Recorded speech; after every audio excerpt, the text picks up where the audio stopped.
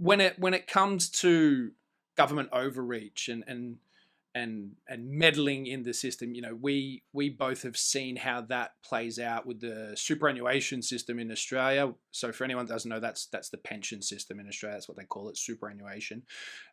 Well, I mean, what's a retiree to do?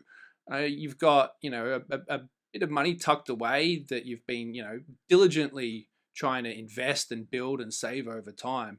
Yet you've got the fear of the heavy hand of government reaching over your shoulder, looking to try and find a way to tax it or wrestle it back away from you. Certainly, I think, as you mentioned, cryptocurrencies is, I think, a part solution to that problem. But at the same time, there's an element of risk of being too heavily invested in cryptocurrency. So, I mean, what are your thoughts around that? What are some of the mechanisms that people can think about or should be thinking about in order to protect themselves, I suppose?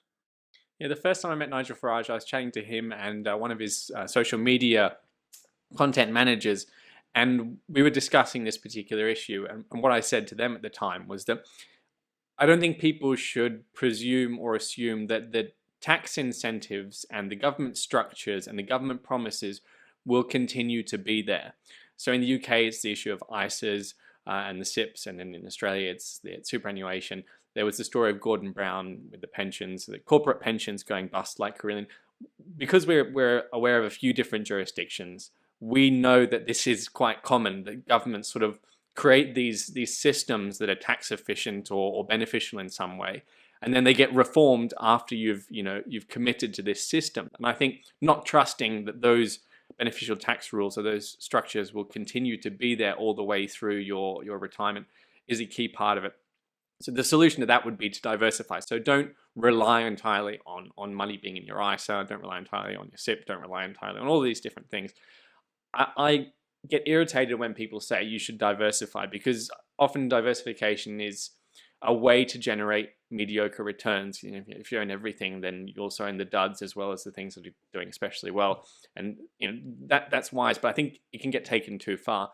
But in this case, diversification, not just within the stock market, not just within asset classes, but also, for example, where you hold them, the locations, whether you have them inside your ISA or outside your ISA, inside your SIPs or outside.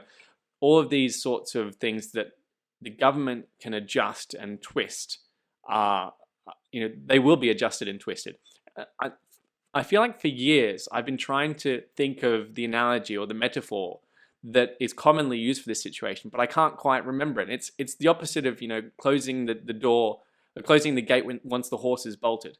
It's closing the gate once the horse is gone into the pen, thinking that they can escape whenever they want. And then or it's that haunted house moment when you walk into the haunted house and the door slams shut behind you and you can't open it anymore. I think investors need to be really wary about that moment when their assets are committed to a particular structure that's used to be very tax incentivized and efficient, and all of a sudden the government declares, well, actually we're going to means test this, or actually we're going to tax this at a higher rate because only rich people do it, or whatever the change might be. People need to realize that's coming. And so I think having a lot of your wealth outside of those weird and wonderful systems is a good thing to do, so that the government's not going to make sweeping changes to everything at once. It's going to target the parts of the financial system where they've created incentives.